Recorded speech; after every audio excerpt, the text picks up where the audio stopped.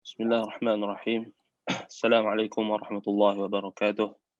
Alhamdulillahi rabbil alamin. Wassalatu wassalamu ala rasulil amin. Wa ala alihi wa sahbihi ajma'in. Subhanaka la ilma lana illa ma 'allamtana innaka antal alimul hakim. Wa qala rabbi shrah li sadri wa yassir li amri wahlul 'uqdatam min lisani yafqahu qawli amma ba'du. Alhamdulillah, syukur kepada Allah Subhanahu wa taala kita dapat bertemu pada pagi ini untuk kita meneruskan perbahasan kita berkenaan dengan Asma'ullah Al-Husna. Al-Asma'ullah Al-Husna. Baik. Jadi kita hari ini insya-Allah kita akan masuk membahaskan berkenaan dengan nama Allah Subhanahu wa taala.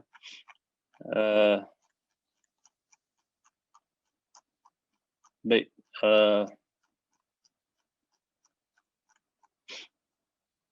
Ar-Rabbu Ar-Rafiqu Al-Latif. Baik, jadi kalau kita siapa yang dah ikuti kelas kita ini pada awal perbahasan kelas Asmaul Husna, jadi kita refresh sikitlah, mungkin ada yang baru menyertai, baru join kelas kita ini. Baik, jadi kelas kita bermula dengan membahaskan nama-nama Allah, Asmaul Husna ini dari sudut kita bincangkan tentang kaedah-kaedah yang ditetapkan oleh para ulama berkenaan dengan cara kita nak mengisbat nama-nama Allah. So kita gunakan kitab antaranya Al-Qawaidul Muslah yang dikarang oleh Syekh Al-Allamah Muhammad bin Salih Al-Utsaimin rahimahullah. Kemudian kita masuk membahaskan juga kaedah-kaedah yang disentuh oleh Syekh Abdul Rahman bin Nasir As-Sa'di rahimahullah, dan kita bincangkan beberapa nama, dan antaranya yang kita dah bincang pada awalnya nama Allah Ar-Rabb. Tetapi di sini kita nak ulang di sini maksudnya kita bukan nak ulang balik apa yang kita dah bincang sebelum ni, tetapi kita nak ulang balik di sini dari sudut kita nak bincang kaitannya, kaitan dengan nama Allah Ar-Rafiq Al-Latif. So, Ar-Rafiq Al-Latif kita tak bincang lagi. Dan satu lagi yang anda nak tekankan, perbahasan kelas kita ini, kita kena faham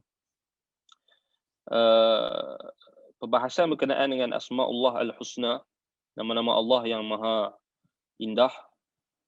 Ini ada dua pembahagian kalau kita tengok dari sudut umum, iaitulah yang awal dibahaskan, pembahagian awal dibahaskan dari sudut kaedah untuk mengisbatkan yang kita dah bincangkan sebelum ni, dan boleh dirujuk pada kelas kita yang pertama, kedua dan juga yang seterusnya. Boleh carilah playlist nama-nama kelas Asmaul Husna ini. Baik, yang tu kita dah sentuh, dan pada pembahagian yang kedua yang kita bincang, iaitulah mungkin kelas yang ke atas daripada kelas ke-5, ke-6, ke-7 kan. Maksudnya kita dah mula bincang tentang nama-nama Allah, dan kita banyak bincang tentang athar. Maksudnya kita pembahagian kedua ni, perbahasan dia lebih kepada kita nak bincang tentang asar ataupun kesan-kesan, ataupun kita boleh sebutkan juga tuntutan iman, tuntutan keimanan kita kepada nama-nama Allah, Al-Asma'ullah Al-Husna. So itulah yang menjadi fokus kita. Sebab itulah kenapa mungkin ada orang yang dilihat kita tak banyak bincang tentang kaedah-kaedah kita, kerana kita dah mula masuk membahaskan secara praktikal, iaitulah berkenaan dengan nama-nama Allah Al-Husna. Dan kita kena faham kenapa kedua-dua sisi ataupun kedua-dua pembahagian ni sangat penting, dan kita tak boleh abaikan. Maksudnya kita tak boleh pisahkan antara perbahasan dalam kategori pembahagian yang pertama. Pembahagian pertama maksudnya dari sudut kita bahaskan kaedah-kaedah yang kita dah bincangkan sebelum ini dalam kelas kita yang pertama, kedua dan yang seterusnya, dalam iaitu kita menggunakan kitab Al-Qawaidul Muslah Dan itu sebenarnya adalah kaedah yang mudahlah, kaedah yang telah dimudahkan oleh Syekh Al-Utsaimin untuk memberikan kita kefahaman berkenaan dengan nama-nama Allah Al-Husna dan kaedah-kaedah yang kita kena faham. Baik, kaedah-kaedah ni sangat penting sebab kenapa? Kerana jika kita tidak memahami kaedah dalam berinteraksi dengan nama-nama Allah ini mengikut kaedah ahli sunnati wal jamaah, maka apa yang akan berlaku? Yang akan berlaku ialah kita mungkin akan terjerumus masuk ke dalam perbahasan yang terkeluar daripada perbahasan ahli sunnati wal jamaah, ataupun perbahasan yang kita kata mengikut kaedah-kaedah yang telah diistimbatkan daripada Al-Quran dan juga As-Sunnah. Begitulah juga mengikut kefahaman salaful ummah. Jadi kalau kita lari daripada kaedah-kaedah yang telah disebutkan, maka itu yang kita bimbang. Sebab itu pembahagian yang kedua yang kita bincangkan, maksudnya kalau kita bagi contoh yang mudah lah, dia kata apa beza, ada orang tanya kan, apa beza ustaz mensyarahkan nama-nama Allah ini dengan orang yang mungkin orang lain lah, mungkin ustaz ke tak ustaz ke tak, disyarahkan juga tetapi mengikut mengikut apa dia sangkaan ataupun mengikut perasaan, mengikut apa dia, ataupun mengikut kita kata apa naluri hati ke kan, mimpi ke, perasaan ke, apa bezanya jelas. Apa yang dibahaskan oleh ulama ahli sunnah, mereka tak akan terkeluar daripada kaedah-kaedah yang telah ditetapkan. Adapun orang-orang yang tidak mempunyai asas dalam kaedah ataupun kita kata asas dalam memahami kaedah berinteraksi dengan nama-nama Allah Al-Husna ini, Asma'ullah Al-Husna, maka itulah yang kita bimbang. Sebab itu kalau kita pernah tengok, dia bukan kira syarah ni kira sedap atau tak. Kita jangan terkeliru dengan orang yang mendakwa. Dia buat comparison kan, dia buat perbandingan antara ustaz ni dengan ustaz tu. Ustaz yang tak tahulah mana-mana ustaz lah kan, bukan mungkin daripada ahli sunnah ataupun yang bukan ahli sunnah ke, yang ahlul bid'ah wal ahwa ke, mereka yang ikut hawa nafsu ke. Di kalangan orang-orang sufi pun mereka pun ada juga yang mensyarahkan Asmaul Husna, tetapi mereka banyak menggunakan takwilan ataupun tafsiran-tafsiran yang berbentuk isyari, yang bentuk isyarat-isyarat yang kadang-kadang dia tidak ada, kita kata kita kata tak ada dawabit, tak ada disiplin yang tepat, ataupun kita paling takut sekali bila persyarahan ataupun penjelasan itu akan membawa kepada kesesatan ataupun ilhad, iaitulah menafikan sifat-sifat Allah yang terkandung di dalam nama-nama Allah, ataupun menafikan nama-nama Allah, ataupun mentakwil dengan takwilan yang batil. Yang itu yang kita paling takut. Sebab itu kenapa ana akan cuba juga untuk menjadikan asas syarahan kita ini dengan diambil sumbernya daripada penjelasan ulama. Penjelasan ulama maksudnya kitab yang dikarang oleh ulama, supaya kita tak terbabas. Berbanding dengan kalau kita buat nota sendiri tanpa merujuk kepada penjelasan ulama, maka itu kita kata semua orang boleh buat kan, dia boleh olah sendiri. Tetapi ialah kadang-kadang kita bimbang bila kita olah sendiri tu, kita takut olahan kita juga akan terlari, akan lari ataupun akan terbabas ke kan, sebab kita manusia kan, kita takkan terlepas. Sebab itu paling kurang ada bimbingan daripada ulama. Sebab itu kenapa kita mulakan perbahasan Asmaul Husna ni dengan kaedah-kaedah. Sebab itu bagi mereka yang baru menyertai kelas Asmaul Husna kita ni, ana percaya ada ramai juga yang baru, mungkin dia baru follow, yang dah lama tak apalah, mungkin mereka dah follow lama, mereka faham dan mereka pun dah tahu yang perbahasan sebelum ni mungkin kena murajaah je lah kan. Termasuk ana pun kena murajaah juga, maksudnya kena tengok balik. Dan mungkinlah kita boleh buat murajaah semula nanti, mungkin di medium yang lain, tetapi kita akan teruskanlah maksudnya perbahasan Asmaul Husna ni berdasarkan penjelasan ulama dan berdasarkan susunan yang telah kita lihat ulama menyusunnya. Dan kita dah bincangkan sebelum ni macam mana mereka perbahasan ada yang bahas satu-satu nama tu, satu, ada yang sekalikan. So kali ni kita dah sampai pada tahap kita nak sekalikan supaya kita boleh nampak kaitan al-alaqah, kaitan antara satu nama dengan nama yang berikutnya. Sebab itu kita akan bincangkan pada hari ini, kita baru selesai berkenaan dengan al-khalaq, al-khaliqu, al-bari'u, al-musawwiru, kan? Kita selesai. Dan suka untuk anda ingatkan kepada tuan-tuan dan puan-puan yang dirahmati Allah sekalian, untuk menambahkan lagi kita kata tahap tadabbur, tahap kita kata tahap praktikal. Maksudnya macam mana kita nak berinteraksi dengan athar, kesan-kesan. Mat? Kita nak berinteraksi dengan athar, kesan-kesan ataupun tuntutan iman kita terhadap nama-nama Allah, seperti nama Al-Khallaq, Al-Khaliqu, Al-Bari'u, Al-Musawwiru ini. Antaranya adalah kita dah sebut sebelum ni dengan kita meneliti ayat-ayat kauniyah, tanda-tanda kebesaran Allah yang ada pada makhluk. Dan anda nak bagi satu tips lah, maksudnya macam mana kita dalam situasi kita, dalam keadaan kita PKP dan sebagainya ni, mungkin kita tak kita kata nak pergi berjalan pun tak boleh, kita nak baik macam mana kita nak buat. Maksudnya sekarang ni kalau kita tengok balik, ada di YouTube banyak channel-channel yang free yang kita boleh follow, yang mereka ambil video ataupun ambil gambar, ada yang 4K, ada yang Ultra HD 4K yang kita boleh tengok. Contohnya macam kita boleh tengok di luar-luar negara, macam mana bukit-bukit, kemudian lautan dan sebagainya, macam-macam lah. Baik, dengan kita melihat penciptaan bukit, bukau, gunung ganang, kemudian lembah-lembah yang kita tak pernah tengok. Contohnya anda ambil contoh yang mudah lah, macam anda baru saja anda tengok satu video tentang Death Valley dekat California, US. So kat situ kalau kita tengok balik, kat situ dia punya lembah maut kot kan, Death Valley kan. Mungkin ada orang yang pernah belajar dekat sana, orang yang ada pengalaman, mungkin dia pernah pergi.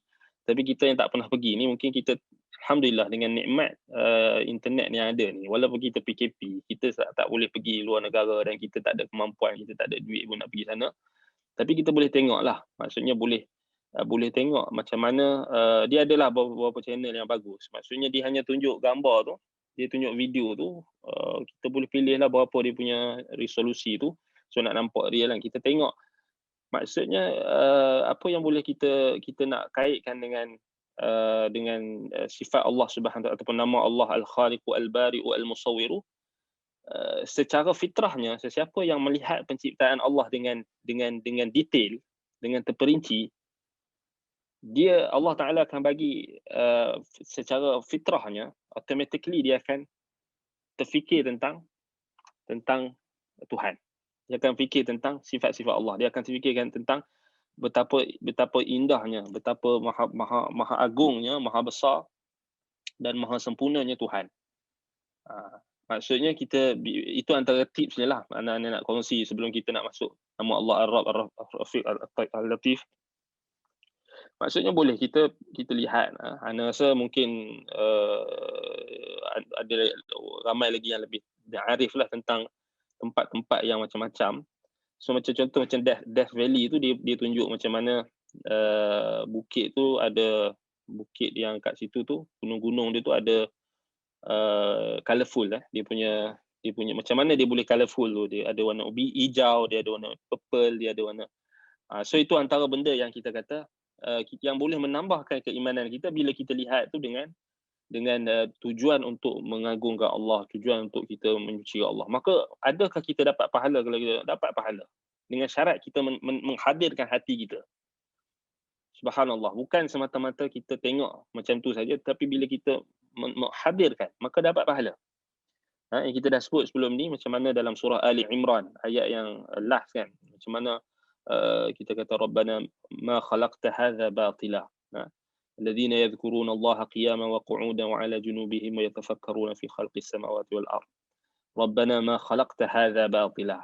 Bagaimana orang yang Allah Ta'ala sebut, mereka yang mengingati Allah dalam keadaan berdiri, duduk, wa ala junubihim, ketika mereka berbaring, wa yatafakkaruna fi khalqis samawati wal ard, mereka memikirkan tentang penciptaan langit dan bumi. Dan mereka mengatakan Rabbana ma khalaqta hadza batila. Hai Tuhan kami, engkau tidak menciptakan semua ini secara sia-sia. So kita antara termasuk kita tak mensia-siakan nikmat yang Allah Taala bagi, daripada kita duk tengok apa dia orang manusia yang buat maksiat, apa dia kemudian manusia yang buat benda-benda yang menentang perintah Allah, macam orang duk kalut tengok filem, tengok drama, semua tu tak membantu untuk kita menambahkan keimanan kita, bahkan akan mensia-siakan waktu kita. Sebab itu kalau ada waktu yang terluang, kita masih ada, kita rasa macam nak relax dan sebagainya, tengoklah alam, tengoklah alam sekitar, tengoklah video-video yang macam kita kata yang dia tunjuk Bukit Bukau, dia tunjuk itu tu. Dan itu insya-Allah akan menambahkan keimanan kita selain daripada kita membaca Al-Quran dan Sunnah. Itu yang first, itu ayat syar'iyah. Tetapi kita nak dapat juga ayat kauniyah tu pahala dari sudut kita tengok. Sebab tu anda nampak itu antara perkara yang kita boleh lakukan. Terutamanya ketika dalam tempoh PKP, untuk kalau kita nak release tension, stres dan sebagainya, kita boleh buatlah macam tu. Maksudnya tengok benda-benda yang macam tu, video-video yang bagus, maksudnya yang memberikan kita rasa perhambaan kita tu lebih. Maksudnya bila kita tengok makhluk yang besar macam gunung-gunung ni kan, Bukit Bukau, Banjaran, hutan, sungai dan sebagainya. Itu anda nampak, itu antara perkara yang kita perlu, tak boleh abaikan. Maksudnya tambah-tambah lagi kita di saat kita kata dalam situasi yang kita perlukan penambahan iman, dan kita manfaatkan peranti gadget yang Allah Ta'ala bagi dekat kita, yang kita boleh buat macam-macam daripada gadget kita, daripada laptop kita, daripada handphone kita. Kita kalau kita nak pilih perkara yang boleh kita nak berehat dan sebagainya, biarlah berpahala juga. Itu je tips dia kan, untuk kita kata perbahasan kita berkenaan dengan nama Allah Al-Khaliqu Al-Bari'u Al-Musawwiru. So kalau kita faham itu, kita boleh cuba praktikkan, maka insya-Allah kita akan boleh cuba untuk praktikkan apa yang kita belajar. So kita dapat pahala insya-Allah. Baik, kita masuk pada nama Allah Ar-Rabbu Ar-Rafiqu Al-Latif. Baik. Ar-Rabbu, jadi Ar-Rabbu ni kita dah bincang sebelum ni. Ar-Rabbu ni maknanya dari sudut bahasa Arab, al-muslihu li syai'. Ar-Rabbu iaitulah yang kita kata al-muslih, yang Tuhan yang memperelokkan, yang memperbaiki segala sesuatu, yang mengelokkan. Dan disebutkan dalam bahasa Arab, rabaitu syai' rabbahu rabban wa rababuhu, maksudnya apa? Aslahtuhu wa qumtu alaih. Disebutkan aku memperbaiki, aku memperelokkan sesuatu, dan aku kita kata apa, memimpin dan juga mengurus sesuatu, disebut sebagai rababuhu, yang ini yang mengurus dan memperelokkan sesuatu urusan. Wa qumtu alaihi, aku melaksanakannya. Wa rabbu syai' malikuhu, dan disebutkan rabbu syai', pemilik. Rabb ni kita kata pemilik kan, kita translate secara dia harfi, maksudnya pemilik bagi segala sesuatu. Jadi malikuhu maksudnya pemiliknya, pemiliknya. Fallahu azza wa jalla malikul ibadi wa muslihuhum wa muslihu syu'unihim. Maka Allah azza wa jalla, dia adalah malikul ibad, dia adalah pemilik bagi seluruh hamba-hamba, raja dan pemilik. Wa muslihuhum, dan juga yang memperelokkan urusan mereka. Muslihuhum wa muslihu syu'unihim, memperelokkan mereka, memperbaiki dan memperelokkan dan memperelokkan kita mereka, dan juga memperelokkan urusan-urusan mereka. Baik, masdar daripada Rabb ni kita kata masdar dia ar-rububiyah, atau terbitan dia ar-rububiyah. wa kullu man malaka syai'an fahuwa rabbuh. Setiap orang yang memiliki sesuatu, maka dia Rabb. Kita panggil dia Rabb, pemilik. Misalnya kita kata hadzal Rabb ad-dar, hadzal Rabbud dar. Ini adalah pemilik bagi rumah itu. Wa hadzal Rabbud di'ah. Wala yuqalu Rabb mu'arrafan atau mu'arrafan bil alif wal lam mutlaqan illa Allah azza wa jalla li'annahu maliku kulli syai'. Tapi kaedah di sini bila disebut tentang Rabbul Bait, Rabbud Dar, Rabbud Di'ah, Rabbul Syai', pemilik. Maksudnya kita kata pemilik. Itu dari sudut bahasa Arab lah. Kan? Tetapi tidak diitlakkan secara mutlak, tidak digunakan kalimah Rabb itu dengan alif dan lam. Alif dan lam, maksudnya didatangkan ada tu ta'rif, alif dan lam. Hanya Allah, melainkan Allah sahaja. Allah sahaja yang kita boleh kata Ar-Rabbu. Maksudnya dimasukkan alif dan lam di ta'rif. Maksudnya apa? Kerana Allah Ta'ala maliku kulli syai'. Kerana dia sahaja yang memiliki seluruh sesuatu. So tak ada makhluk yang memiliki seluruh sesuatu. Sebab itu dia punya kaedah secara umum lah kan. So kita tak bincang lah. Kita dah bincang dulu dalam perbahasan kita makna Rabb. Pada awal perbahasan tentang nama Allah Ar-Rabb. Baik. Kita tengok Ar-Raghib Al-Asfahani kata apa? Ar-Rabbu fil asli at-tarbiyah wa huwa insha'u syai' halan fahalan ila haddi tamam. فالرب مصدر مستعار للفاعل ولا يقال رب مطلقا إلا الله إلا لله تعالى المتكفل بمصلحة الموجودات والمتولى لمصالح العباد. Baik. Rabb ni asalnya daripada tarbiyah, at-tarbiyah. So at-tarbiyah kita terjemah apa? Tarbiyah ni pendidikan kan, at-tarbiyah. Tapi di sini kita nak bagi tahu maknanya lebih umum dan lebih meliputi. Bila kita sebut tentang Allah, at-tarbiyah di sini, tarbiyah Allah ni maksudnya dia yang menginsyakan. Insya' maksudnya mengadakan sesuatu keadaan, sesuatu perkara daripada satu perkara, daripada satu hal kepada satu hal yang lebih sempurna, pada had yang sempurna. Maksudnya Allah Ta'ala yang mencipta kita daripada kita kecil sehinggalah kita besar. Contoh, Allah Ta'ala jadikan kita daripada perut ibu kita, keluar daripada perut ibu kita, kemudian kita dalam keadaan bayi, kemudian kita boleh merangkak, kemudian kita boleh menyesat, merangkak, kemudian kita boleh berjalan, kemudian sampailah kita boleh berlari dan sampailah kita tua. Hal ila haddi tamam. Halan fahalan ila haddi tamam. Maksudnya Allah Ta'ala yang memperelokkan, mengurus perkembangan makhluknya. Sebab itu dikatakan di sini farrabbu masdaru musta'ar lil fa'il wa la yuqarrab mutlaqan illa lillahi ta'ala al-mutakaffil bil maslahatil mawjudat. Sebab itu kita kata Rabb ni dia ada kata terbitan musta'ar daripada fa'il, iaitulah Ar-Rabb. Kita kata dia tidak kita pelakulah sebagai pelaku, dan tidak dikatakan Ar-Rabb itu secara mutlaknya melainkan hanya kepada Allah Ta'ala. So Allah Ta'ala saja kita kata Ar-Rabbu. So ada alif dan lam li ta'rif, maksud menunjukkan secara mutlak dialah yang memiliki segala sesuatu. Dialah al-mutakaffil bi maslahati mawjudat. Dialah yang sebagai kita kata yang menjamin seluruh kebaikan perkara yang wujud. Apa dia kita kata dialah yang memimpin segala kebaikan untuk hamba-hambanya dan segala perkara yang makhluknya yang wujud. Baik. Maka Allah Azza wa Jalla ialah Rabbul Alamin. So kita kata Allah Rabbul Alamin, maksudnya dia adalah apa?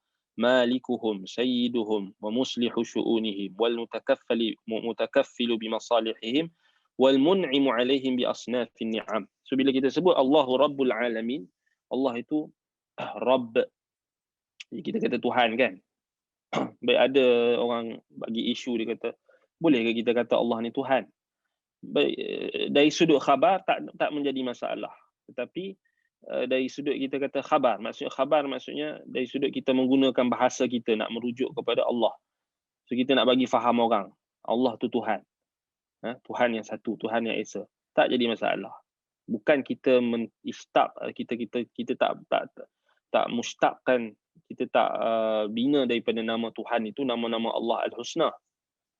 So apa yang tak boleh? Yang tak boleh bila kita jadikan nama Tuhan itu sebagai salah satu daripada nama Allah.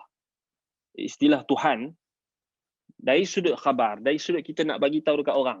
Kita nak bagi tahu dekat orang Allah tu Tuhan. Kalau kita tak nak translate jadi Rabb, mungkin orang Melayu tak faham contoh. Orang Melayu tak faham Ar-Rabb tu apa. Tapi kita translate jadi Tuhan. Untuk mudah. Untuk memudahkan. Bukan untuk, kita kata untuk maqamul bayan. Untuk pada kedudukan untuk kita menjelaskan. Bukan maqam li taqrir wal ta'qid, ataupun bukan untuk kita mentakrir itu sebagai nama-nama Allah, ataupun kita nak kata itu kaedah itu adalah nama Allah. Sebab tu ada orang yang dikeliru, dia tak boleh faham macam isu ni. So dia kalau setengah tu dia kata dia marah, orang yang kata dia marah kalau ustaz kata Tuhan. Dia kata tak boleh, Tuhan tak boleh cakap Tuhan. Tuhan ni orang Melayu faham macam lain. Bukan kita nak faham macam orang Melayu faham Tuhan tu apa. Cuma kita nak bagi tahu ala lisan, di atas lisan yang orang Melayu faham. Sebab tu ini kaedah penting juga yang kita kena faham. Dalam kita nak menyampaikan mesej atau menyampaikan dakwah khususnya, kita nak bagi faham kat orang. Kita dilahirkan dalam masyarakat Melayu. So kita nak bagi orang faham, orang Melayu faham, kena guna bahasa Melayu lah. Kan? Bukan kita guna bahasa pelik ke, bahasa tiba-tiba kita nak guna bahasa yang orang Melayu tak tahu. Sebab tu kita kena guna bahasa Melayu untuk penjelasan, bukan untuk takrir, bukan untuk kita kata untuk menjadikan nama ataupun istilah Tuhan tu sebagai salah satu nama-nama Allah. Tuhan memang bukan nama-nama Allah. Tetapi Tuhan tu adalah apa? Kita kata istilah yang digunakan oleh orang Melayu. Kan? Oleh orang Melayu. Kita buka dalam Kamus Dewan. Kamus Dewan cakap apa Tuhan? Kan? Sekarang ni kita kena tengok kamus. Sebab kalau tak tengok kamus nanti, kita pun kadang-kadang tak tepat. Ada tiga definisi, tengok. Kamus DBP kan, dia kata Kamus Dewan. Dia kata Tuhan Allah yang mencipta alam semesta, menjadikan kita semua. Dia balik pada Rabb, dia balik pada rububiyah. Kan? Bertuhan kepada yang ni percaya kepada Tuhan, menyembah, memuja atau mendewakan sesuatu sebagai Tuhan, bertuhankan. So dia boleh guna pada perkara yang hak dan boleh digunakan pada perkara yang batil. Tuhan yang kedua sama juga, Allah yang mencipta alam semesta. Kemudian Tuhan yang versi yang berikutnya disebutkan sesuatu seperti dewa yang dipuja oleh golongan manusia yang agama atau kepercayaan mereka tidak berasaskan kepercayaan kepada Tuhan yang esa. Bertuhan atau percaya kepada atau memuja Tuhan yang mendewakan sesuatu sebagai Tuhan. Itu boleh jadi juga. So dia ihtimal pada dua makna. Dia berihtimal pada makna yang hak dan ihtimal pada makna yang batil. Sebab itu kita kata lafaz Tuhan, pertama kita kena faham, Tuhan memang bukan nama Allah. Tuhan memang bukan nama Allah. Sebab apa? Sebab kita dah bincang sebelum ni, nama Allah mesti tauqifi. Asma'ullah wa sifatu. Asma'ullah al-husna tauqifi. Ini kaedah. Mesti tauqif. Mesti kita ambil daripada Al-Quran dan juga As-Sunnah. Al-Quran dan juga As-Sunnah. Baik. Jadi ada tak nama Tuhan? Tuhan dalam Quran dan Sunnah? Tak ada. Jadi dia bukan nama Allah. Itu kita kena faham. Bila dia bukan nama Allah, boleh tak kita letakkan, kita jadikan kaedah Tuhan itu sebagai kaedah untuk kita katakan dia sebagai nama Allah? Tak boleh lah. Tak boleh lah kita kata. Tetapi boleh tak kita kata Tuhan itu mengandungi makna yang benar kalau kita maksudkan makna yang benar. Dan kalau dimaksudkan dengan makna yang batil, maka dimaksudkan dengan makna yang dimaksudkan adalah maksud yang batil. Iaitu yang tepat. Kalau digunakan pada makna yang benar, merujuk kepada Allah. So kita nak jelaskan, nak explain kepada masyarakat Melayu, kata Allah tu Tuhan. Tuhan kita. Takkan nak terjemah benda lain. Kan? Sebab itu dalam Quran, dalam surah Ibrahim, ayat 4. Allah kata apa? وَمَا أَرْسَلْنَا مِنْ رَسُولٍ إِلَّا بِلِسَانِ قَوْمِهِ لِيُبَيِّنَ لَهُمْ فَيُضِلُّ اللَّهُ مَنْ يَشَاءُ وَيَهْدِي مَنْ يَشَاءُ وَهُوَ الْعَزِيزُ الْحَكِيمُ. وَمَا أَرْسَلْنَا مِنْ رَسُولٍ. Kami tidak utuskan daripada rasul, seorang rasul, illa, melainkan bilisani qaumihi, dengan mereka akan datang dengan lisan kaumnya, liyubayyina lahum, untuk menjelaskan kepada mereka. So ayat ini asal bagi yang diistimbatkan oleh para ulama, bagaimana, apakah hukum kita menterjemahkan Al-Quran dan As-Sunnah, nama-nama Allah termasuklah kan, Asma'ullah As-Sunnah, untuk menjelaskan. Maka hukumnya harus. Ini dijadikan sebagai istimbat oleh para ulama. Bahkan anda pernah bertanya Syekh Saleh Al-Fauzan. Waktu anda mengaji Madinah dulu, anda tanya, waktu Syekh Fauzan datang ke Universiti Islam Madinah, so, waktu tu dia ada muhadharah, anda hantar kertas, tanya kat Syekh, kemudian dibaca soalan tu. Bukan senang lah soalan kita nak dibaca tau. Sebab kita ramai orang tanya. Jadi bila soalan kita tu dipilih oleh Syekh, jadi kita rasa seronok lah pasal apa? Yalah, kita rasa bangga lah kan soalan kita tu dipilih. Sebab maksudnya Syekh nak jawab soalan kita. Sebab banyak soalan kan. So waktu tu soalan anda berlega pada hukum menterjemahkan kitab-kitab salaf pada awal. Waktu tu anda masih lagi confused berkenaan dengan kita terjemahkan kitab-kitab akidah salaf dan sebagainya. Waktu tu anda masih nak dapatkan kepastian apa hukum dia. Sebab kita dalam kepala otak kita, dalam kita punya pemikiran, kita ingat ulama-ulama sahabat-sahabat Nabi sallallahu dulu, mereka ajar bahasa Arab kan. Mereka ajar je bahasa Arab. Kemudian bagi buka satu negeri dan sebagainya, mereka akan ajar bahasa Arab sampai orang kat situ faham bahasa Arab, kemudian mereka ajarkan Islam. Baik, jadi anda nak tahu lah apa hukum kalau kita terjemah kitab-kitab akidah salaf, kitab-kitab ataupun secara umumnya Quran dan Sunnah dalam bahasa Melayu kan, bahasa kita.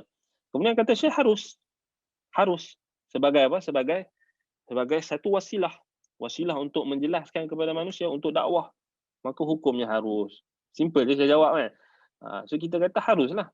Maksudnya sama jugalah macam kita guna perkataan Tuhan.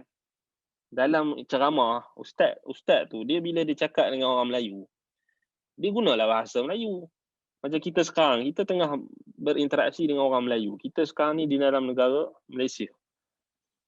So, memang tepatlah kita kata, وَمَا أَرْسَلْنَا مِنْ رَسُولٍ إِلَّا بِلِسَانِ قَوْمِهِ لِنُبَيِّنَ لَهُمْ. Memang tepatlah praktikalnya kita kata Nabi-Nabi dan Rasul diutuskan kepada kaum-kaum mereka dengan lisan mereka sendiri.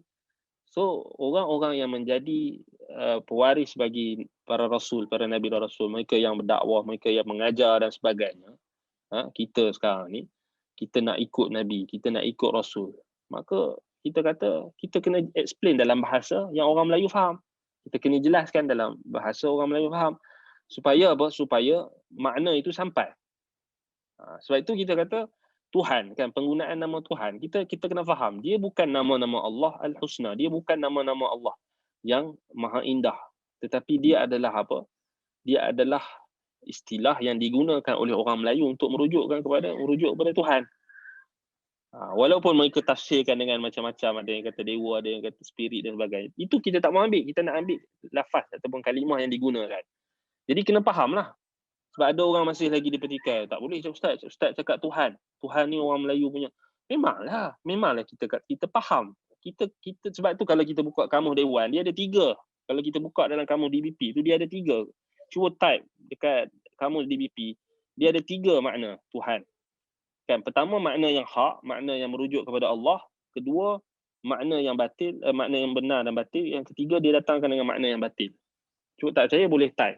Sekarang ni semua kita boleh cari sendiri kan. Cuma kita kena dibimbing saja kan. Tapi nak bagi tahu di sini, itu jelaslah kita kena faham. Maksudnya nama-nama Allah yang kita nak jadikan dalam doa kita. Contohnya kita nak berdoa dalam solat kita, dalam ibadat kita yang khusus, solat kita, maka mestilah kita kena melazimi lafaz-lafaz yang tauqifi, yang berhenti kepada Al-Quran dan Sunnah, iaitulah bahasa Arab lah. Maksudnya kita nak solat nak doa dalam solat kita, maka kita kena lazimilah nama-nama Allah Al-Husna yang kita dah belajar yang dalam bahasa Arab. Allah, ya Allah kan. Baik, boleh tak kita guna wahai Tuhanku? wahai Tuhan. Harus, kan? Harus untuk dalam bentuk penjelasan, untuk menjelaskan. Kan orang buat poster sekarang kan. Ya Rabb, ya Rabbi. Itu dia terjemah wahai Tuhanku. Salah ke? Tak salah. Tak salah. Yang salah bila jadi salah bila dia ilhad. Ilhad maksudnya dia kata Tuhan ni Tuhan, contoh dia kata Tuhan ni apa dia, inilah nama Allah yang paling indah, ataupun Tuhan itulah maksud yang paling betul, dan Tuhan tu merujuk kepada Tuhan Melayu ke, bukan Tuhan Arab ke, dia bezakan pula. Itu sesat tu. Sebab tu Allah kata walillahil asmaul husna fad'uuhu biha wa dharul ladina yulhiduna fi asma'ihi. So Allah suruh kita tinggalkan orang-orang yang ilhad, orang yang nak menyelewengkan nama-nama Allah. Seperti macam ajaran Melayu yang sesat baru-baru ni, bila dia tukar nama-nama Allah tu, dia nak kata kita kena ikut bahasa Melayu punya kefahaman. Itu jadi sesat lah. Baik, anda tak ulah panjang pasal isu tu, tapi nak bagi tahu itulah. Ada orang tanya, ada orang dia pertikaikan Tuhan. Bolehkah kita kata Tuhan? Bolehkah kita kata sembahyang? Harus saja kata sembahyang tu, tak jadi isu pun. Tapi Ustaz, sembahyang tu maksudnya sembah nenek moyang. Bila dia dah penggunaannya itu sudah meluas dan sudah, kita kata sudah diterima, maksudnya dalam masyarakat Melayu mereka faham sembahyang tu bukan sembah nenek moyang. Sembahyang tu adalah solat 5 waktu yang diajarkan oleh Nabi SAW. Terimalah, habislah, kita tak payah pening lah. Tapi bila kita pening, kita pergi terima orang yang takwil bagi jadi sesat balik tu. Itu yang jadi masalahnya, kan? Itu yang jadi masalah. Baik. Jadi Ar-Rabb, kita kata maka Rabbul Alamin, Allah Ta'ala itu dia ialah malikuhum, dia adalah pemilik mereka, pemilik seluruh alam. Wa sayyiduhum, pemimpin mereka. Wa muslihu syu'unihim, yang memperbaiki dan memperelokkan urusan-urusan mereka. Wal mutakaffilu bi masalihihim, yang menjamin kebaikan mereka. Wal mun'imu alaihim bi asnafin ni'am, dan pemberi nikmat yang memberikan kepada mereka makhluk-makhluknya dengan pelbagai jenis nikmat-nikmat. Baik, dalam Al-Quran banyaklah, lebih kurang 100 kali ataupun ratusan kali disebutkan dengan nama Ar-Rabb ini. Alhamdulillahi Rabbil Alamin, Rabbi habli hukman wa alhiqni bis salihin, inna rabbaka sari'ul iqab wa innahu laghafurur rahim, inna allaha rabbi wa rabbukum fa'buduhu hadha siratun mustaqim, rabbana taqabbal minna innaka antas samiul alim, rabbana ما خلقت هذا باطلا ربنا إننا سمعنا مناديا رب semua guna Rabb, ما كان يرجو لقاء ربه فمن كان يرجو لقاء ربه فليعمل عملا صالحا ولا يشرك بعبادة ربه أحدا. Contohnya kan, وجوه يومئذ نادرة إلى ربها ناظرة. Baik, jadi itu nama Ar-Rabb. Baik, ada pun nama Allah Ar-Rafiq. Ar-Rafiq, maka mustaqun min ar-rifqi, dia terbentuk daripada kata terbitan ataupun kita kata daripada lafaz ar-rifq. Apa maksud ar-rifq? Ar-rifqu huwa al-layyinul janibi bil qawli wal fi'li wal akhdhi bil ashal. Ar-rifq ini iaitu maksudnya lembutlah, kita kata kelembutan. Al-layyinul janibi bil qawl, yakni lembut dari sudut, kita kata dari sudut perkataannya, wal fi'l, perbuatannya, wal akhdh bil ashal, dan juga dia mengambil tindakan yang lebih mudah ataupun yang lebih ringan. Kita kata wa huwa diddul unuf, dan lawannya adalah kekerasan. Kekerasan. Wal unuf wasyiddatu wal masyaqqah fil umur. Al unuf maksudnya maksudnya kekerasan, apa dia lagi, syiddah wal masyaqqah, yakni kesusahan, perkara yang ataupun kita kata kekerasan, dan juga menimbulkan kesusahan dalam setiap perkara. Kekerasan, syiddah wal unuf. Baik, jadi itu lawan bagi ar-rifq.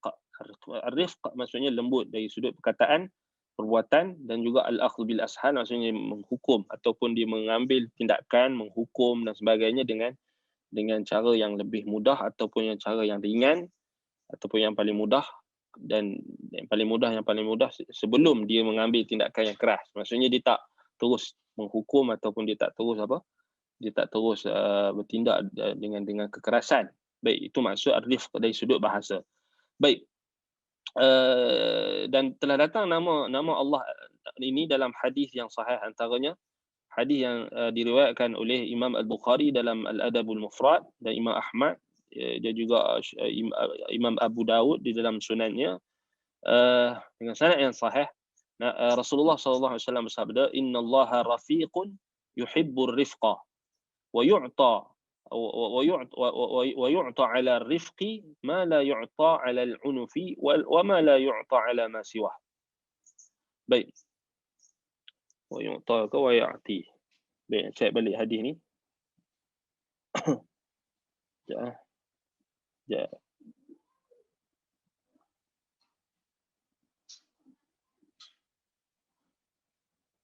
Kita cek balik lafaz hadis ni, ana takut kita baca salah kan. ويعطى على الرفق dalam Sunan Abi Dawud. Juga dalam Sahih Muslim. So kita yang afdal kita kata dinisbahkan kepada Imam Muslim lah first. Wa yu'ti, bukan yu'ta. Wa yu'ti. Inna Allaha rafiqun yuhibbur rifqa wa yu'ti 'ala ar-rifqi ma la yu'ti 'ala al-'unfi. Bukan unfi. Wa ma la yu'ti 'ala ma siwah. Inna Allaha yuhibbur rifq. Inna Allaha ar-rafiq yuhibbur rifqa wa yu'ti 'ala ar-rifqi ma la yu'ti 'ala al-'unfi. Bukan, sebutan dia bukan unuf, al-'unfi. Baik. Nun tu disukunkan, dimatikan. Baik, al-'unf. Baik. Jadi apa maksud hadis ni? Sesungguhnya Allah rafiqun. Innallaha rafiqun. Apa maksud rafiq tadi? Maksud rafiq di sini itulah Allah Ta'ala ni maha lembut. Yuhibbur rifqa, dan menyintai kelembutan. Wa yu'ti 'ala ar-rifq ma la yu'ti 'ala al-'unf. Dan dia memberikan pada kelembutan apa yang tidak diberikan pada kekerasan. Wa ma la yu'ti 'ala ma siwa, dan tidak diberikan kepada selainnya. Maksudnya, apa maksud hadis ni? Kalau kita tengok balik hadis ni, kita kena faham hadis ni.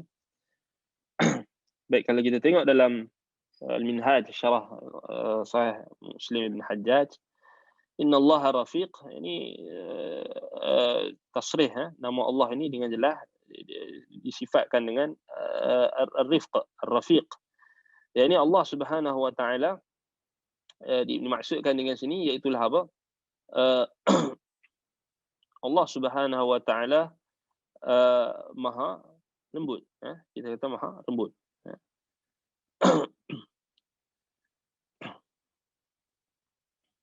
Sebab kalau kita tengok syarahan ahli takwil, mereka akan takwil lah. Mereka akan takwil, mereka kata ini ar-rifq ni, mereka kata yani ja'ala Allah rafiqan, kita sifat fi'il, ma yakhluqullahu ta'ala min ar-rifqi li'ibadihi. Apa yang kelembutan yang telah Allah ciptakan kepada hamba-Nya. So dia tak kata Allah maha lembut, sebab dia takut apa? Takut kononnya menyamakan Allah dengan makhluk kan. Salah lah.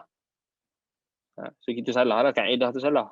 So sebab tu dia takwil kan, dia kata Allah menjadikan kepada hamba kelembutan. Apa maksud dia? Macam mana dia nak bagi kelembutan kepada hamba dia kalau dia tak ada sifat tu? Dia tak ada sifat ar-rifq. So sebab tu kita tak boleh takwil.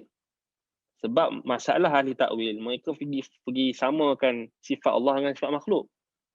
Bila mereka jadi pening, bila mereka sebut Allah maha lembut tu, mereka faham lembut macam kita, lembut macam manusia, lembut macam makhluk. Salah lah. Dah engkau pergi awal lagi, engkau dah pergi samakan Allah dengan makhluk, siapa suruh?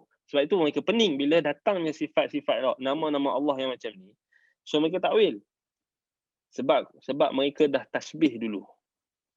Bila tasbih, mereka nak lari daripada tasbih tadi, dah mereka menyamakan Allah dengan makhluk, mereka dah bayangkan dalam pemikiran mereka Rifq, yakni kelembutan tu macam lembut macam makhluk. Lembut yang kita kata apa? Lembut yang lemah, lembut yang kita kata lembut makhluk, lembut yang ada kelemahan. Lembut yang tak sempurna, lembut yang kita kata makhluk. Kelembutan yang difahami itu ditalakan kepada apa yang sama dengan makhluk. Salahlah. Kan? Sebab tu kita kena faham, bila kita sebut innallaha rafiq yuhibbur rifqa, tak sama lembut Allah dengan lembut makhluk. Kan? Tak sama. Sebab tu mereka takwil, mereka kata innallaha yakhluqullahu ta'ala minar rifqi li'ibadihi. So takwil dia innallaha rafiq, Allah Ta'ala mencipta kelembutan pada hamba-Nya. Apa maksud dia? Apa maksud dia? Kalau mencipta, semua benda mencipta, so Allah Ta'ala tak ada sifat tu. Ini bahaya takwil. Dia menafikan makna yang asal. Ini juga antara ciri-ciri ahlul bid'ah wal ahwa. Maksudnya mereka menafikan yang asal. Yang asalnya memang Allah Ta'ala rafiq. Yuhibbur rifqa. So Allah Ta'ala maha lembut dan menyintai kelembutan. Dan dia memberikan ke atas kelembutan itu, ar-rifq, apa yang dia tidak berikan kepada dalam, kita kata, perkara yang kekerasan. Wa ma la yu'ti ala ma siwah, dan tak diberikan kepada selainnya. Apa maksudnya? Kita akan tengok kata Imam Ibn Al-Qayyim rahimahullah, wa huwa ar-rafiqu yuhibbu ahla ar-rifqi bal yu'tihim bir-rifqi fawqa amani. Baik. Allah dialah ar-rafiq, maha lembut. Yuhibbu ahla ar-rifqi, dan dia menyintai orang yang ada sifat-sifat kelembutan.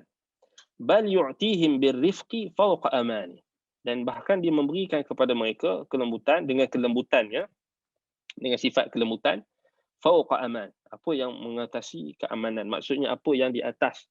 Maksudnya dia memberikan sesuatu yang lebih besar, iaitulah apa, memberikan kepada mereka apa yang lebih mengatasi amani, maksudnya cita-cita dan angan-angan, melebihi jangkauan pemikiran mereka, apa yang diberikan kepada hamba-hambanya daripada sifat kelembutannya. Baik, kita tengok maknanya. Fallahu azza wa jalla rafiqun fi af'alihi. So Allah azza wa jalla maha lembut dalam perbuatan-perbuatannya, af'alihi. Khalaqal makhluqati kullaha bitadrij syai'an fa syai'an bihasbi hikmatihi wa rifqihi.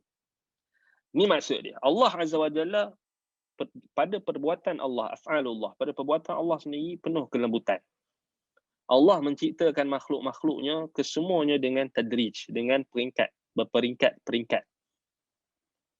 Syai'an fa syai'an, sedikit demi sedikit. Bihasbi hikmatihi wa rifqihi, menurut hikmah, kebijaksanaan Allah dan juga kelembutannya. So Allah Ta'ala jadikan kita mula-mula dalam perut ibu kita kecil. So itu menzahirkan sifat Allah yang maha lembut. Yang maha lembut. Ar-rafiq, yuhibbur rifqa, menyintai kelembutan. So, mencipta sesuatu dengan sedikit demi sedikit. Bahkan kalau kita tengok penciptaan langit dan bumi pun Allah cipta dengan tadarruj, dengan sedikit demi sedikit. Allah Ta'ala tak jadikan secara sekaligus. Allah mencipta Nabi Adam AS, bapa kita. So Allah Ta'ala perintahkan malaikat Jibril untuk apa? Malaikat maut, kalau ataupun malaikat maut kan, ataupun malaikat maut rasanya, untuk pergi dekat seluruh bumi ni, ambil tanah yang pelbagai, tanah-tanah yang ditetapkan oleh Allah. So ar-rifq, kemudian Allah bentuk Adam dengan tangan kanannya, dengan kelembutan. Kalau Allah Ta'ala kasar, tak jadi Imam Adam tu. Tak jadilah bapa kita Adam. Nampak? So Allah Ta'ala maha lembut. So itu antara makna ar-rafiq, yakni ar-rafiq, yakni rafiqun fi af'alihi. Perbuatan Allah itu adalah maha lembut, maha halus dan lembut. Sebab itu dia mencipta makhluknya dengan step by step, sedikit demi sedikit, mengikut hikmah dan juga kelembutannya. Ma'annahu qadirun ala khalqiha daf'atan wahidah wa fi lahzatin wahidah. Dalam masa yang sama, Allah Ta'ala ni dia berkuasa untuk mencipta makhluknya dengan sekaligus. Daf'atun wahidah, sekali. Lahzatun wahidah, sekali pandang. Sekali kita kata imbas. Dia boleh cipta kerana dia qadir. Qadirun. Muqtadirun. Al-qadir. Inna Allah ala kulli syai'in qadir. Idza arada syai'an an yaqula lahu kun fayakun. Kalau dia nak, dia boleh apa? Kendaki dia boleh kata jadi, maka jadi. Tetapi Allah Subhanahu Wa Taala menzahirkan sifat ar-rifq, sifat kelembutan dia. Ar-rafiq, iaitulah dia mencipta makhluknya dengan berperingkat-peringkat. Cuba kita kaji penciptaan makhluk selain manusia, binatang. Semuanya ada peringkat-peringkat. Manusia. So kita kaji tentang biologi, kaji. Cuba tengok macam mana Allah Ta'ala jadikan. Cuba kita tengok baby yang keluar daripada perut ibu dia. Cuba kita tengok. Bukan baby manusia saja, baby binatang.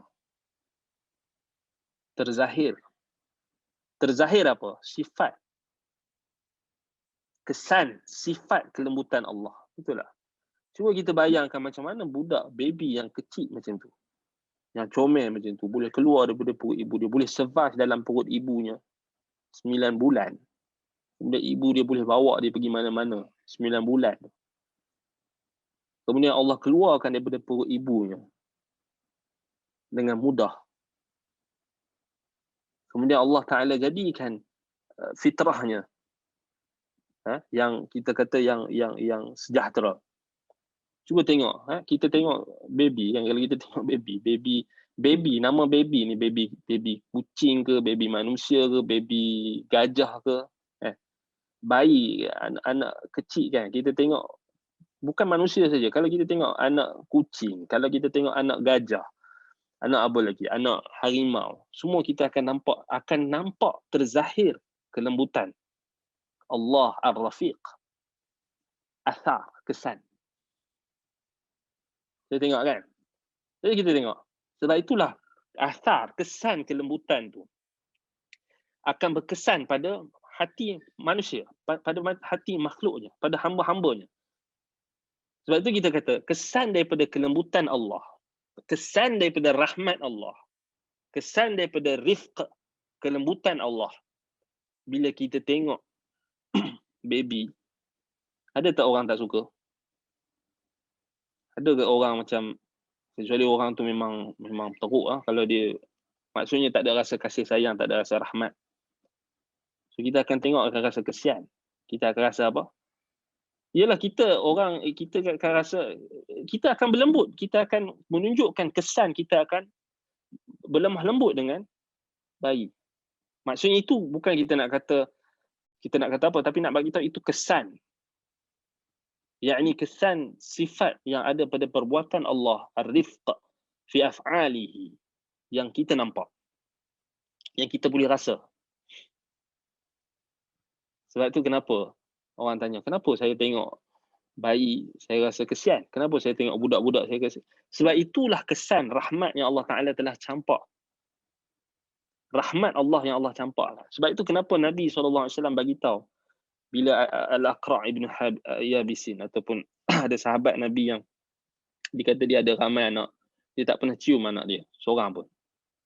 Dia tak pernah cium, dia tak pernah peluk anak dia, tak pernah cium. Kemudian Nabi SAW bagi tahu apa? Bila dia tengok Nabi SAW cium cucu Al-Husain, Al-Hasan dan Husain radhiyallahu anhum, dia pelik sebab dia tengok Nabi cium cucu dia. Dia kata, aku ada anak ramai, tapi aku tak pernah cium anak aku. So Nabi bagi tahu apa?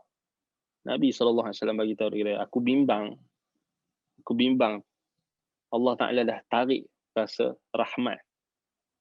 Sebab Nabi SAW bersabda, Ar-Rahimun yarhamuhumur Rahman, irhamu man fil ardi yarhamukum man fis sama. Orang yang merahmati, orang yang saling merahmati, saling mengasihi, dia akan dikasihi oleh Allah Ar-Rahman. Maka kasihilah penduduk muka bumi ini, maka kamu akan dikasihi oleh Allah. Sebab itu dalam hadis itu Nabi SAW beritahu, aku takut, akhafu an yanza'a min qalbikumur rahmah min rabbikum atau kama qala. Aku takut kamu ni telah dicabut rasa rahmat. So kita maksudnya tak terzahir pada kita kelembutan tu. Sebab itu kita kena faham. Sebab itu dalam hadis Nabi SAW kata apa?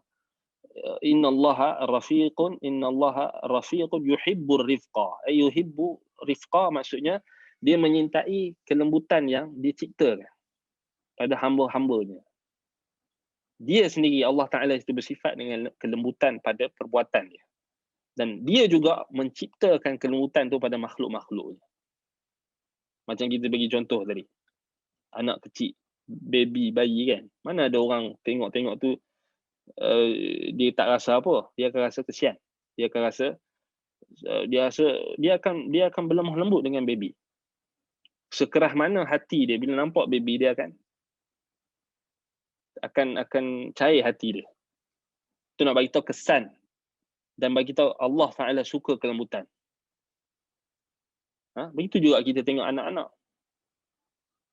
kecil. Kalau kita sedar mereka ni anak-anak kecil, anak-anak kita yang masih kecil, mereka ni tak ditaklifkan apa-apa. Mereka tak ada dosa, mereka tak ada pahala.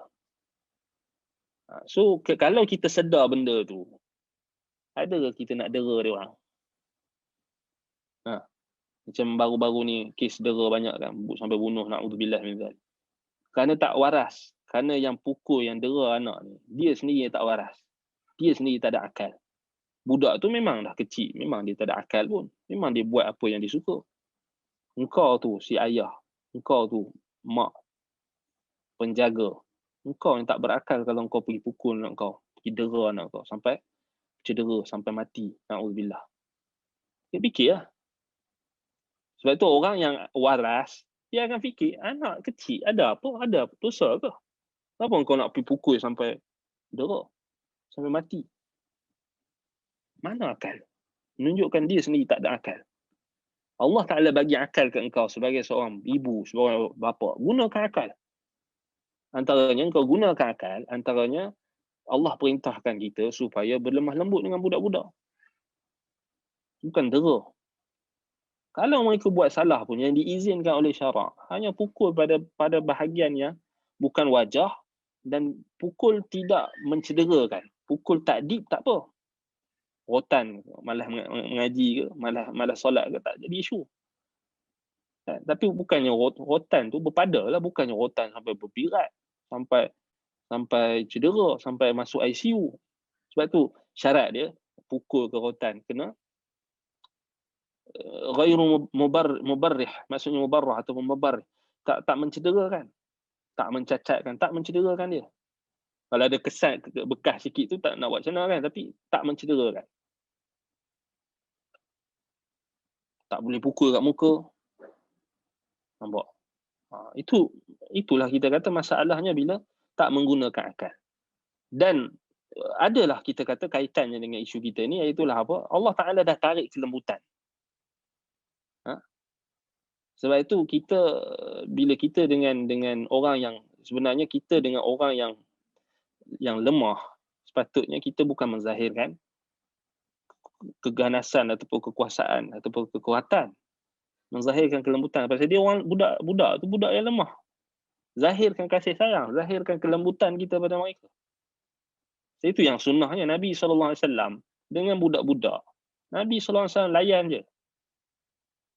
Layan je budak-budak. Nabi SAW melawak dengan dia orang.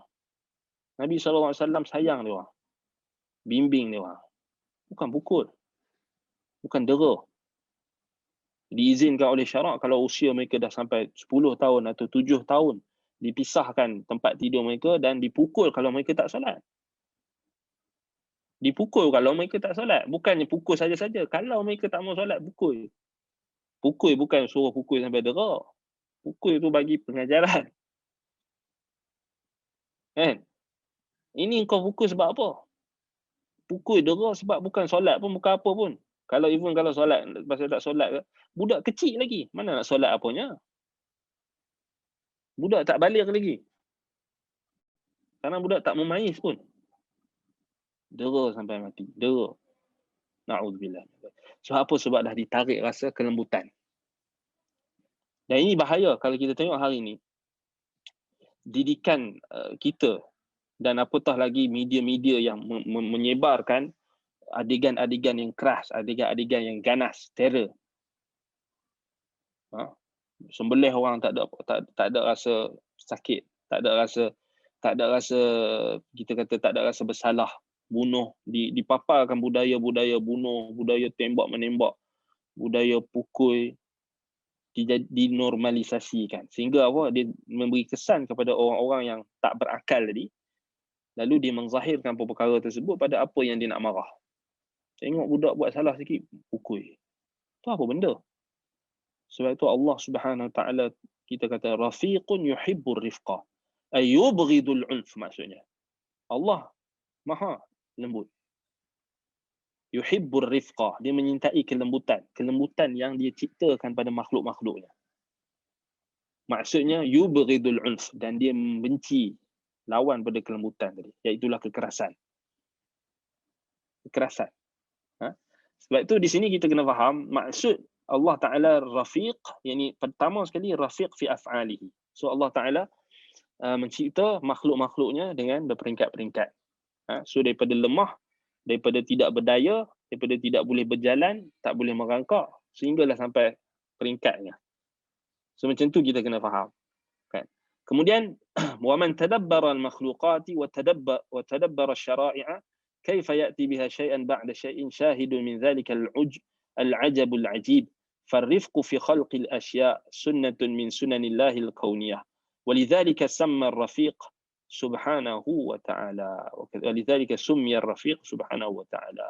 Sebab itu kalau kita tadabbur ayat-ayat, tanda-tanda makhluk-makhluk Allah yang Allah cipta, cuba kita tengok binatang yang kecil, binatang yang lahir daripada perut ibunya, yang keluar, zirafah tu, kalau kita tengok zirafah, kalau dia keluarkan anak dia tu kan, anak dia keluar tu, pum, jatuh dengan penuh kelembutan. Maksudnya ada something yang akan yang protect anak zirafah tu, yang takkan cederakan dia, penuh kelembutan.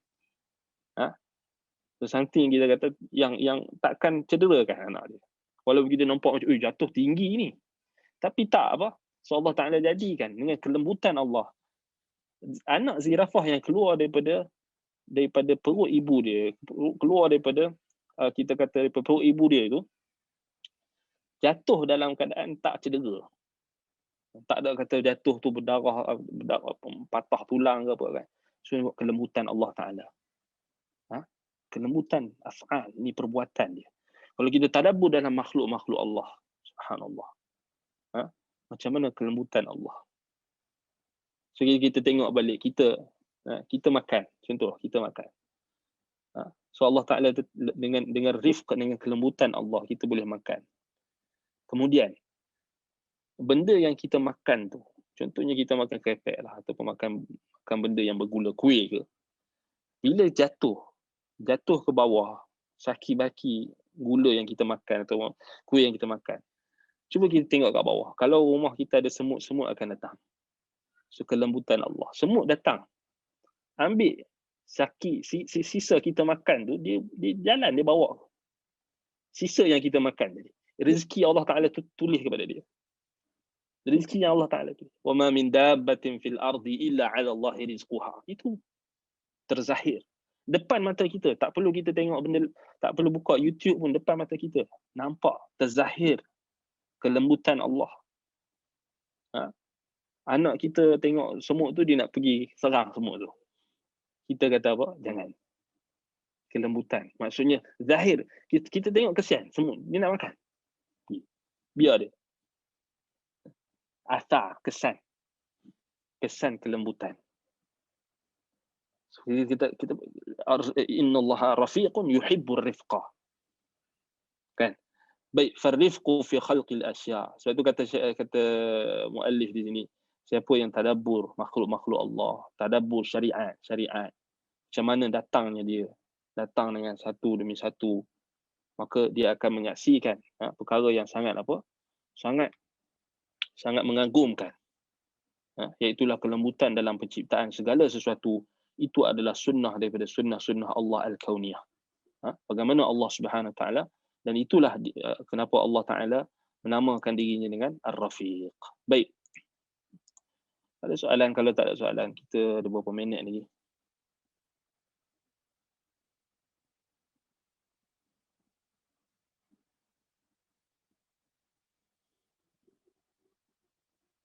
Baik.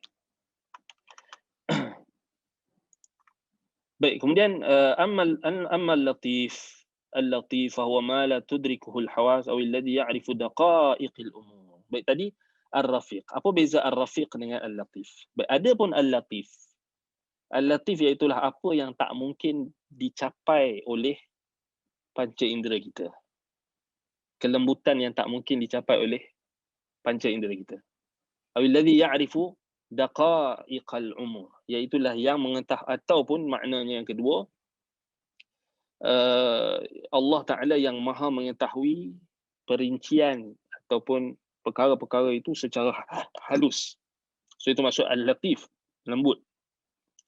Apa beza Al-Latif dengan Ar-Rafiq? Mungkin ada soalan yang orang akan tanya, apa beza Al-Latif dengan Ar-Rafiq? Perbezaannya pada apa yang mampu dicapai oleh makhluk. Yang ini pengetahuan tentang sifat Allah. Ar-Rafiq, Ar-Rifq dengan Al-Lutf. Latif dengan Ar-Rafiq. Ar-Rafiq dia lebih pada kita, macam kita sembang tadi, macam kita sebut tadi. Dia benda yang boleh dicapai dengan panca indera kita. Maksudnya kelembutan tu kita boleh tengok sifat kelembutan Allah tu pada perbuatan dia, pada penciptaan dia, yang kita boleh capai dengan panca indera kita. Adapun Al-Latif yang maha lembut juga. Kita terjemah Melayu, terjemah maha lembut juga. Itu kenapa kita kena faham dalam bahasa Arab, sebab kita nak tahu beza dan kita nak tahu makna yang tepat. So Al-Latif dia lebih pada perkara yang kelembutan yang tak mungkin dicapai dengan panca indera kita. So dia lebih pada perkara yang kita perlu menelitinya dari sudut apa? Dari sudut dalil-dalil syar'i lebih berbanding dengan dalil-dalil kauni. So kita akan bincangkan nanti insya-Allah sambungan kita membahaskan tentang nama Allah Al-Latif. So kita baru selesai Ar-Rafiq. Kita akan tengok nanti apa perbezaan, apa tuntutan yang ada dalam nama-nama Allah ini. Itulah Ar-Rafiq dengan Al-Latif, dan apa kaitan dengan Ar-Rabb. Kita sebut Ar-Rabb, Ar-Rabbul, Ar-Rafiq, Al-Latif. Baik. Ana rasa tak ada soalan. Kalau ada soalan, tak ada soalan, alhamdulillah. Baik, jadi kita tangguh dulu kita punya kelas. InsyaAllah kita sambung pada kelas yang akan datang. Aqulu qawli hadza wa astaghfirullah li wa lakum. Subhanakallahumma wa bihamdika asyhadu an la ilaha illa anta astaghfiruka wa atubu ilaik.